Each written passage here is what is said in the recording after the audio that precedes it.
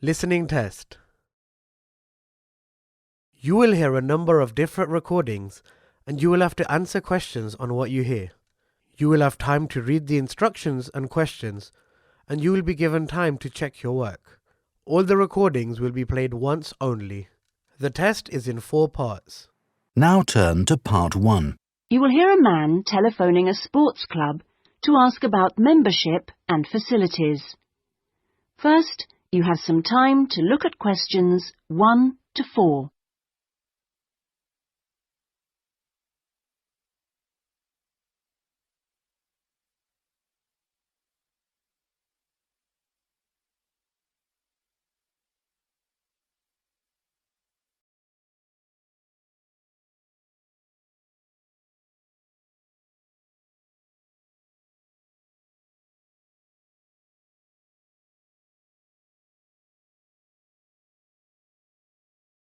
Now we shall begin. You should answer the questions as you listen, because you will not hear the recording a second time.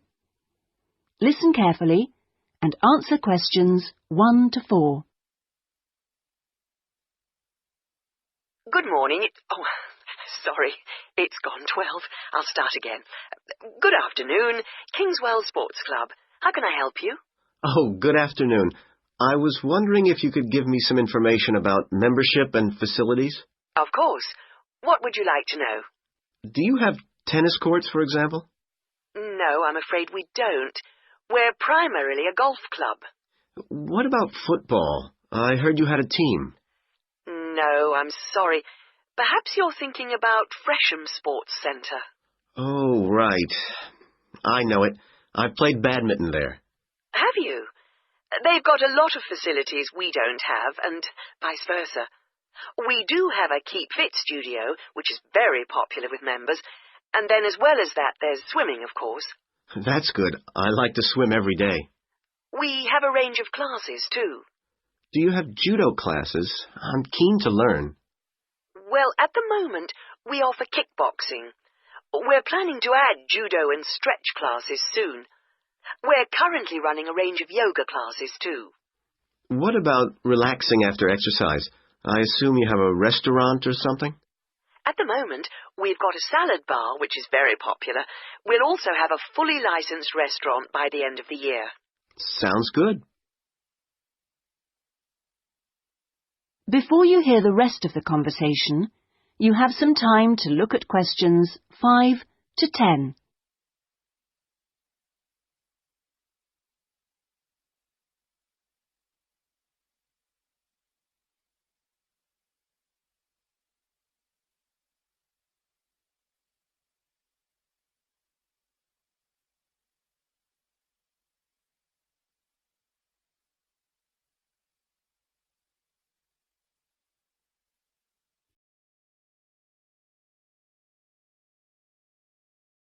Now listen and answer questions 5 to 10. What kind of membership are you interested in? Not really sure. What are the options? Well, there are 3 different membership schemes. I see. What's the difference? Well, the first one's called Gold, and you can use all the facilities at any time of the day or week. You can also join in as many classes as you like for free. That sounds good. Is it very expensive? Well, you pay a £250 joining fee, and then it's £450... Oh, no, I'm sorry. It's just gone up by £50. Sorry about that. It's now £500 for the annual subscription fee. Right, got that. And what's the next type? Well, that's silver. It's the same as gold, except you have to pay a small fee of £1 per lesson for any you do, and you can only use the centre at certain times. I see. So when exactly? You can only use the facilities between 10 a.m. and 4:30 p.m. So I couldn't use the pool at 8 in the morning or evening then? That's right. Okay, and the price for that? Is the joining fee the same as for gold? Actually, it's slightly less than the £250. It's £225. But the annual fee is only £300. Does that sound more like what you want? Well, it's still rather more expensive than I thought. I'm a student here in England, and I'm only here for 6 months.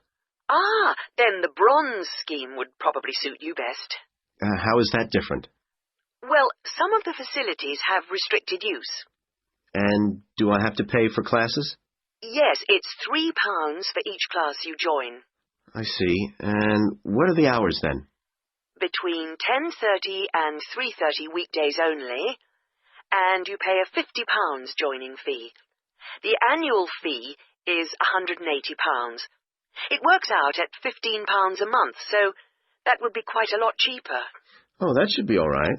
I could come in my free periods. What do I have to do if I want to join? Well, we book you in for an assessment with an instructor who will show you how to use all the equipment. If you want to organise a trial session and look around the centre, you'll need to speak to David Kinchley. Could you spell that, please?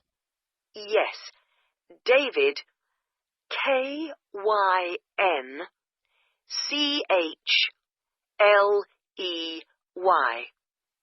I'll give you his direct line number.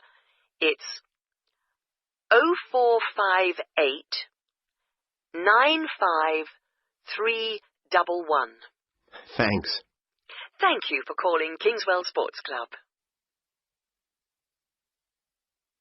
That is the end of section 1. You now have half a minute to check your answers.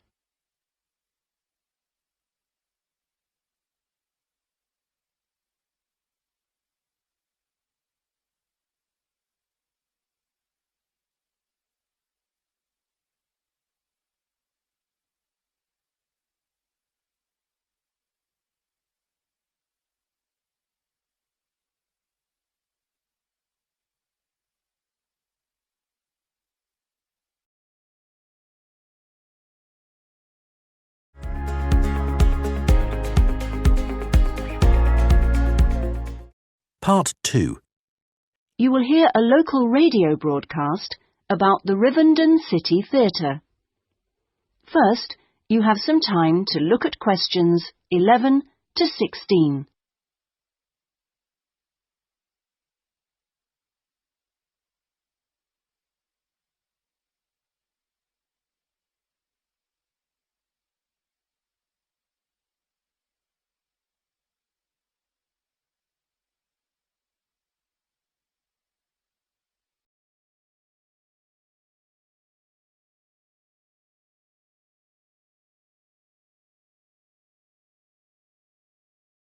Now listen carefully and answer questions 11 to 16.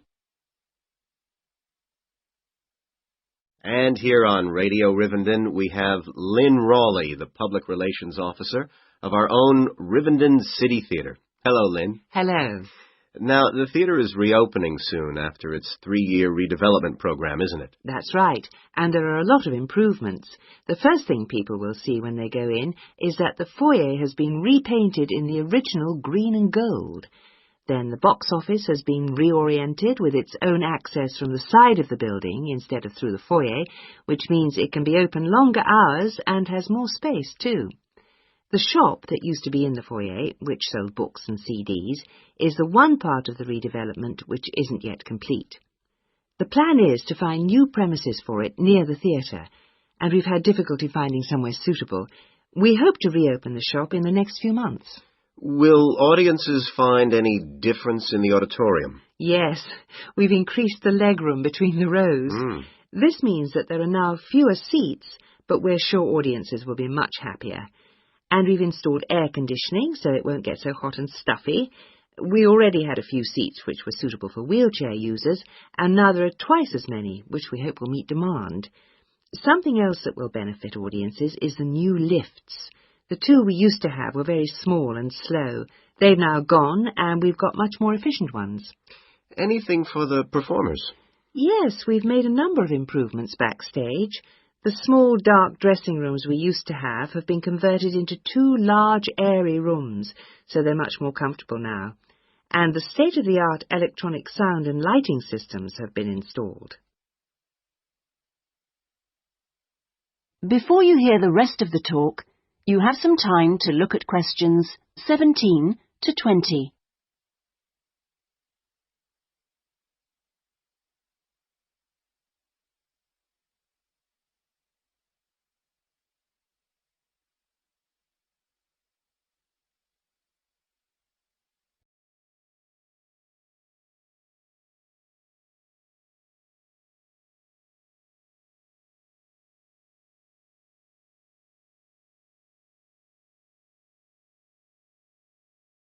Now listen and answer questions 17 to 20.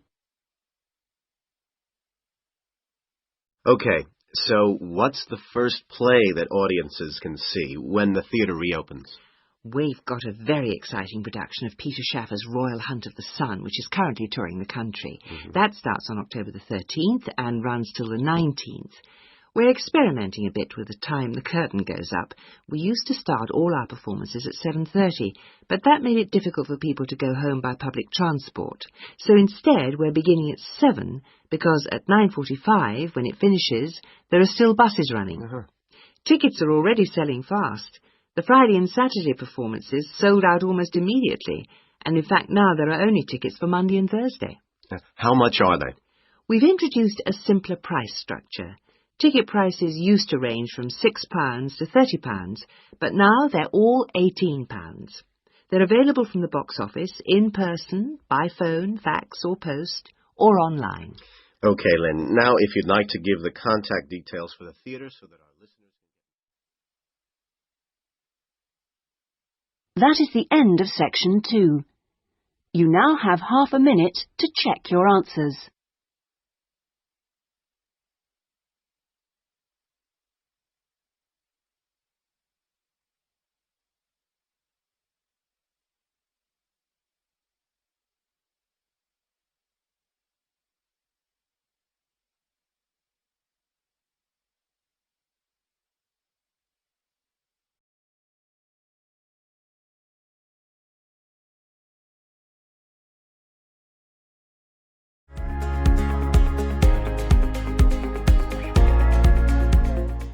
Part 3. You will hear a man inquiring about college courses. First, you have some time to look at questions 21 to 25.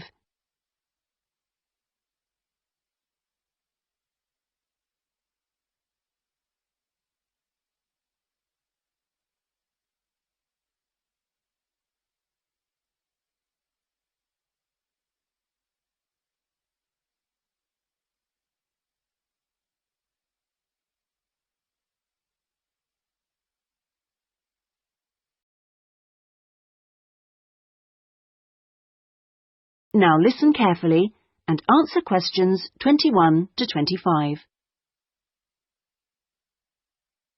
Hi, can I help you? I was told to come here because I'd like to talk to someone about taking a management course. Right, I'm one of the tutors, so I should be able to help you. Oh, good. My name's Brian Ardley. I've decided to enrol on a part-time management course. A friend of mine took one last year and recommended it to me. Right. Is there anything I should do before the course, like reading or anything? We prefer to integrate reading with the course, so we don't give out a reading list in advance. But we like people to write a case study describing an organisation they know. I've already done that, as my friend told me you wanted one. But would it be possible to sit in on a teaching session to see what it's like? I haven't been a student for quite a while. Fine. Just let me know which date and I'll arrange it with the tutor. Now, could I ask you about the college facilities, please? Anything in particular? Well, the course is 1 day a week, all day, isn't it? So presumably it's possible to buy food.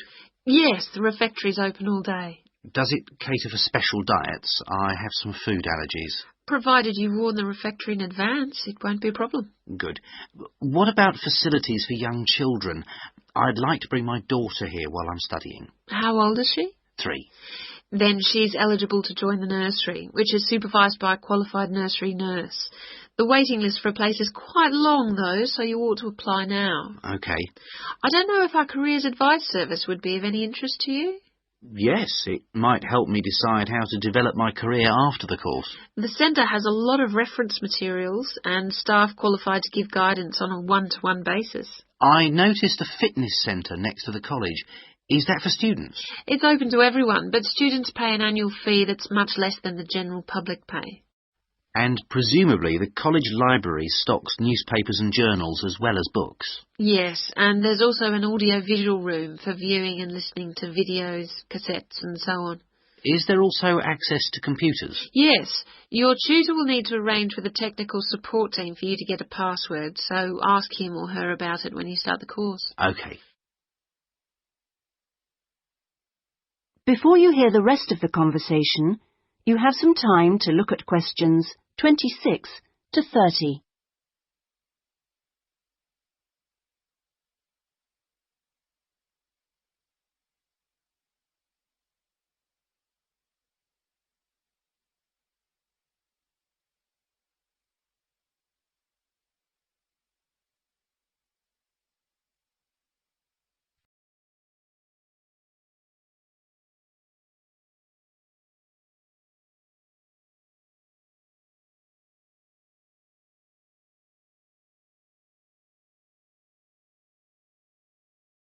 Now listen and answer questions 26 to 30. By the way, do you know about our business centre? No, what's that? It's a training resource, a collection of materials for people to study on their own or use in their own organisations. Uh-huh. You mean books and videos? Yes, and manuals for self-study, plus a lot of computer-based materials so people can work through them at their own speed and repeat anything they aren't sure about. And you can hire laptops to use in your own home or workplace, as well as printers that you can take away. Does it have anything that I could use to improve my study skills? I don't have much idea about report writing, and I'm sure I'll need it on the course. Oh, yes, there's plenty of useful material. Just ask one of the staff. Does the centre cover all the main areas of business? Yes, topics like finance and, of course, marketing, that's a popular one. Local managers seem to queue up to borrow the videos. So it isn't just for students then? No, it's for members only, but anyone can join. How much does it cost? £100 a year for a company and £50 for an individual, with no discount for students, I'm afraid. Well, that's very helpful. Well, I think that's all. I'd better go home and fill in the enrolment form. Thanks for all your help. You're welcome. Goodbye. Goodbye. That is the end of section 3. You now have half a minute to check your answers.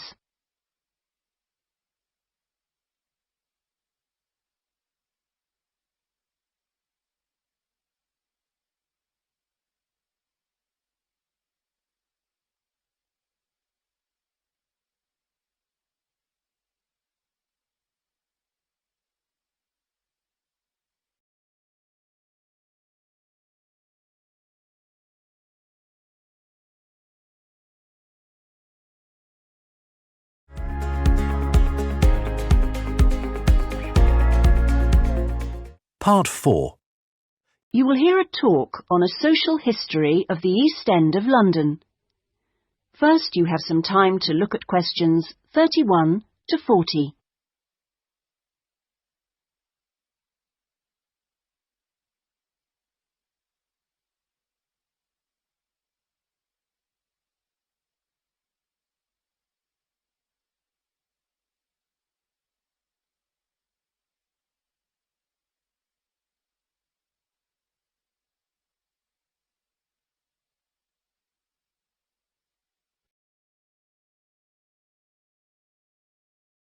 Now listen carefully and answer questions 31 to 40. In the last few weeks, we've been looking at various aspects of the social history of London. And this morning, we're continuing with a look at life in the area called the East End. I'll start with a brief history of the district and then focus on life in the first half of the 20th century. Back in the 1st to the 4th centuries AD, when the Romans controlled England, London grew into a town of 45,000 people, and what's now the East End, the area by the River Thames and along the road heading north-east from London to the coast, consisted of farmland with crops and livestock, which helped to feed that population. The Romans left in 410, at the beginning of the 5th century, and from then onwards, the country suffered a series of invasions by tribes from present-day Germany and Denmark, the Angles, Saxons and Jutes, many of whom settled in the East End. The technology they introduced meant that metal and leather goods were produced there for the first time, and as the East End was by the river, ships could transport goods between there and foreign markets. In the 11th century, in 1066 to be precise, the Normans conquered England, and during the next few centuries London became one of the most powerful and prosperous cities in Europe. The East End benefited from this, and because there were fewer restrictions there than in the city itself, plenty of newcomers settled there from abroad, bringing their skills as workers, merchants or moneylenders during the next few hundred years. In the 16th century, the first dock was dug, where ships were constructed, eventually making the East End the focus of massive international trade. And in the late 16th century, when much of the rest of England was suffering economically, a lot of agricultural workers came to the East End to look for alternative work. In the 17th century, the East End was still a series of separate, semi-rural settlements.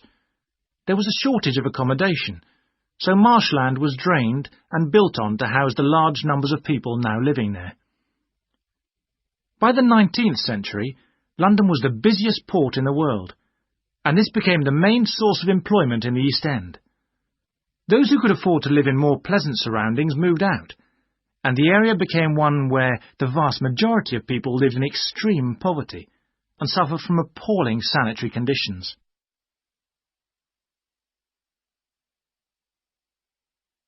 That brief outline takes us to the beginning of the 20th century, and now we'll turn to housing.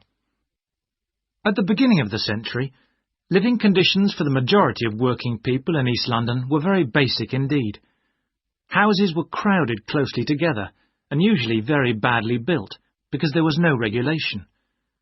But the poor and needy were attracted by the possibility of work, and they had to be housed. It was the availability rather than the condition of the housing that was the major concern for tenants and landlords alike. Few houses had electricity at this time, so other sources of power were used, like coal for the fires which heated perhaps just one room. Of course, the smoke from these contributed a great deal to the air pollution for which London used to be famous. A tiny, damp, unhealthy house like this might well be occupied by 2 full families, possibly including several children, grandparents, aunts and uncles. Now, before I go on to health implications of this way of life, I'll say something about food and nutrition. That is the end of section 4. You now have half a minute to check your answers.